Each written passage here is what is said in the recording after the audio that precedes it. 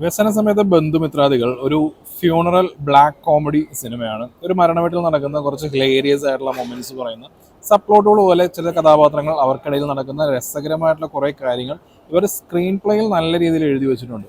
പക്ഷേ ഈ സിനിമയുടെ പ്രധാന പ്രശ്നം എന്ന് പറയുന്നത് ഹിലേരിയസ് ആയിട്ടുള്ള മൊമെന്റ്സ് സ്ക്രീൻ പ്ലേയിൽ നല്ല രീതിയിൽ എഴുതിയിട്ടുണ്ടെങ്കിലും അതെല്ലാം നല്ല രീതിയിൽ പുൾ ഓഫ് ചെയ്യാനുള്ള ആക്ടേഴ്സിനെ അവർക്ക് കിട്ടിയിട്ടില്ല എന്നുള്ളതാണ്.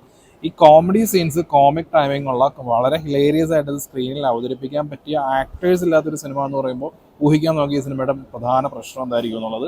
ഇപ്പോൾ എൻ്റെ മെയിൻ ക്യാരക്ടേഴ്സ് പറയുകയാണെന്നുണ്ടെങ്കിൽ അസീസ് നെടുമങ്ങാടാണ്. പുള്ളി ഗംഭീരമായിട്ട് ആ പ്രൊജക്ഷൻ ചെയ്തിട്ടുണ്ട്. അനശ്വരയും ഡീസൻറ്റ് പെർഫോമൻസ് ആയിരുന്നു. സിജു സണ്ണി ഈ പടത്തിൽ ഒരു വേട്ടാവളിയൻ ക്യാരക്ടറാന്ന് പറയുന്നുണ്ട്. ആ വേട്ടാവളിയനായിട്ട് ജീവിക്കുകയായിരുന്നു. ജോമൻ ജ്യോതിറിന് വെറുപ്പിക്കാൻ പറ്റിയിട്ടില്ലെങ്കിലും ചിരിപ്പിക്കാനും പറ്റിയിട്ടില്ല. ആ ലെവലിലായിരുന്നു. ബൈജുവിൻ്റെ ക്യാരക്ടർ ആ രീതിയിൽ നോക്കുകയാണെന്നുണ്ടെങ്കിൽ നല്ല വെറുപ്പിയിലായിരുന്നു. അത് പുള്ളി നല്ല രീതിയിൽ ചെയ്തിട്ടുണ്ട്.